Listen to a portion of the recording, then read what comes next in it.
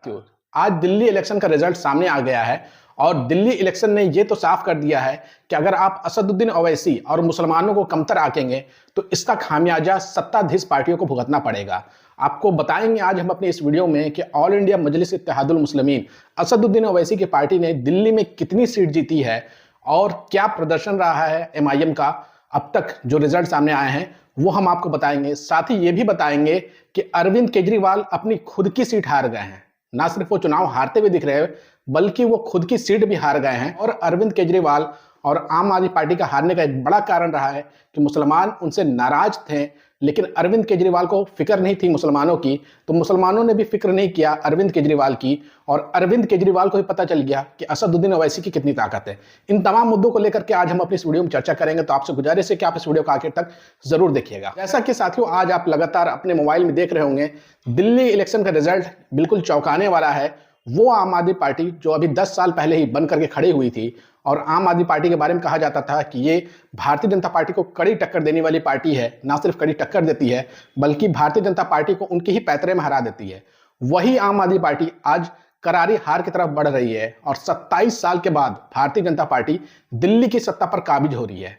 लेकिन जो ये भारतीय जनता पार्टी जीती है दिल्ली के अंदर, क्या ये सामान्य बात है या फिर कुछ अलग घटा है? तो आपको बता दें, मैंने पहले भी बताया है कि अरविंद केजरीवाल से मुसलमान लगातार नाराज थे, पिछले 5 सालों से नाराज थे। जब से सीए एनआरसी का प्रोटेस्ट शुरू हुआ था, अरविंद केजरीवाल मुसलमानों के बारे में, मुसलमानों के पक्ष में बोलना बंद कर दिए थे। दिल्ली में दंगे हुए, उस दौरान मुसलमानों को जबरदस्ती जेल में डाला गया, उस वक्त भी अरविंद केजरीवाल खामोश रहे। और जब भी मुसलमानों को जो भी समस्या आई है उस पर अरविंद केजरीवाल चुप्पी साध लेते थे। मुस्लिम इलाकों का तो यह हाल था कि मुस्लिम इलाके गंदगी में डूब गए थे। इतनी ज़्यादा गंदगी थी, वहाँ पर स्वास्थ्य सुविधाएं सही से नहीं मिली थी, लोगों को खरीद करके पानी पीना पड़ रहा था। और इन तमाम कारणों की वजह से मुसलमानों का अंदर गुस्सा पनप रहा था। और सबसे बड़ी गलती अरविंद केजरीवाल ने यह की कि जब चुनाव करीब आ गया, चुनाव प्रचार शुरू हो गया, तो अरविंद केजरीवाल ने मुसलमान इलाकों में जाके प्रचार भी नहीं किया। इससे साफ मैसेज चला गया मुसलमानों में कि अरविंद केजरीवाल को मुसलमानों की जरूरत नहीं है। और वो जब सत्ता में रहते भी हैं तो मुसलमानों का ख्याल नहीं करते हैं और कहते हैं कि हमारे हाथ में पुलिस नहीं है। इसलिए मुसलमानों ने फैसला किया कि इस बार अरविंद केजरीवाल को सबक सिखाना है। और रही सही कसर ऑल इंडिया मजलिस इत्तेहादुल मुस्लिमीन के सदर असदुद्दीन ओवैसी ने निकाल दी। ये वही असदुद्दीन ओवैसी है जो आम आदमी पार्टी से गठबंधन करना चाह रहे थे, लेकिन आम आदमी पार्टी घमंड में इतना डूबी हुई थी कि वो ओवैसी साहब से और उनकी पार्टी से गठबंधन नहीं की। और नतीजा ये निकला है कि अरविंद केजरीवाल अपनी सीट हार गए हैं। अरविंद केजरीवाल का क्या हाल हुआ है वो आप देख लीजिए। फिर हम आपको एमआईएम की ताकत दिखाएंगे और बताएंगे कि एमआईएम ने कितनी सीटें जीती है या फिर कितनी हारी है। आप अपने स्क्रीन पे ये न्यू दिल्ली का रिजल्ट देखें जहां से अरविंद केजरीवाल चुनाव लड़े हैं। न्यू दिल्ली सीट पर भारतीय जनता पार्टी की तरफ से परवेज साहिब सिंह ने चुनाव जीता है। इनको कुल वोट मिले हैं 30,088 और इन्होंने अरविंद केजरीवाल को हराया है मात्र 4,089 वोटों से। अरविंद केजरीवाल को वोट मिला है 25,999। वहीं कांग्रेस के जो उम्मीदवार थे संदीप दीक्षित, जो कि शीला दीक्षित के बेटे भी हैं, उनको मिला था 4568 वोट और लगभग इतने ही वोटों से अरविंद केजरीवाल चुनाव हार गए हैं। और ये हार ये भी बता रहा है कि अरविंद केजरीवाल और उनकी पार्टी ओवर कॉन्फिडेंस में चली गई। असदुद्दीन ओवैसी की पार्टी से तो गठबंधन नहीं किया बल्कि कांग्रेस के साथ भी गठबंधन नहीं किया। और देखिए इस रिजल्ट में आपको साफ साफ दिख रहा होगा कि जितने वोट ऑफ मार्जिन से अरविंद केजरीवाल हारे हैं उतनी ही वोट संदीप दीक्षित को मिला है और शीला दीक्षित का एक तरीके से बदला पूरा हो गया। इसी ही कहा जाता है कर्मा वापस लौट के आता है। एक वक्त अरविंद केजरीवाल ने इसी सीट पर शीला दीक्षित को हराया था और 4,000 वोटों से ही हराया था और आज वही अरविंद केजरीवाल 4,000 वोटों से हार गए हैं। अब हम बात करते हैं कि ऑल इंडिया मजलिस इत्तेहादुल मुस्लिमीन का क्या प्रदर्शन रहा है। ऑल इंडिया मजलिस इत्तेहादुल मुस्लिमीन ने 2 सीटों पर चुनाव लड़ा था और वो 2 सीट थी, एक ओखला की, दूसरा मुस्तफाबाद की। और ओखला से जो अब तक रिजल्ट सामने निकल करके आ रहे हैं वो आप देखिए। ओखला सीट पर इस वक्त लीड कर रहे हैं अमानतुल्लाह खान और इनको कुल वोट मिला है 65,163 और ये 28,000 से ज्यादा वोट ऑफ मार्जिन से अभी लीड कर रहे हैं। और दूसरे नंबर पे हैं सिफाउर रहमान, जिनको अब तक कुल वोट मिल गया है 37,094 और ये 28,000 वोटों से पीछे चल रहे हैं।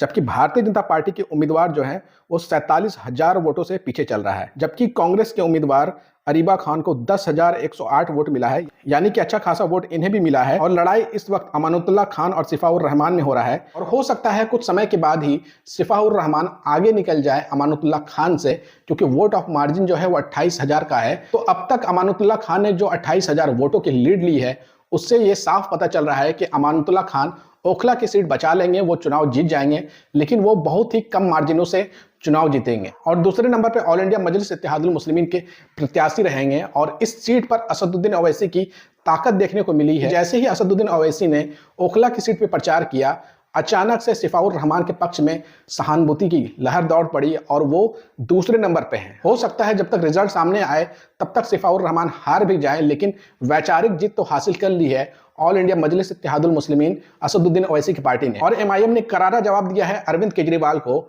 और बता दिया है कि मुसलमान जो हैं वो आम आदमी पार्टी के बंधुआ मजदूर नहीं है या किसी भी सेकुलर पार्टी के बंधुआ मजदूर नहीं है, कि जब मुसलमानों पे जुल्म होगा और आप खामोश बने रहेंगे तो ऐसे ही नतीजे देखने को मिलेंगे कि मुसलमान जो है वो आपका साथ छोड़ देंगे और उस पार्टी के साथ खड़े हो जाएंगे जो लगातार मुसलमानों की आवाज़ बनते आ रही है। और एमआईएम लगातार मुसलमानों की आवाज़ उठाती है, भले ही कितने लोग उसे भाजपा का बी टीम बता दे, लेकिन ये सही नहीं है क्योंकि अरविंद केजरीवाल खुद हार गए हैं, वहाँ तो ज़्यादा मुसलमान थे भी नहीं जब वो खुद की सीट नहीं बचा पा रहे हैं। तो एमआईएम को भारतीय जनता पार्टी के बी टीम बताना बिल्कुल गलत है। अब हम आपको ले चलते हैं एक और दूसरी सीट पर जहां पर एमआईएम ने अपना उम्मीदवार उतारा था और उस सीट का क्या हाल है आप अपनी स्क्रीन पे देखिए। सीट है दिल्ली की विधानसभा सीट मुस्तफाबाद की और यहां पर नतीजे घोषित हो गए हैं और यहां पर भारतीय जनता पार्टी के उम्मीदवार मोहन सिंह बिष्ट जीत गए हैं। इनको कुल वोट मिला है 85,215 और ये 17,578 वोटों से जीत गए हैं। दूसरे नंबर पर आम आदमी पार्टी के उम्मीदवार आदिल अहमद खान रहे हैं जिनको कुल 67,637 वोट मिला है। जबकि तीसरे नंबर पर मोहम्मद ताहिर हुसैन रहे हैं। ये वही ताहिर हुसैन हैं जिनको दिल्ली दंगे के दौरान आरोप लगाकर जेल में डाल दिया गया था और जेल से ही ये चुनाव लड़ रहे थे एमआईएम के प्रत्याशी के तौर पर।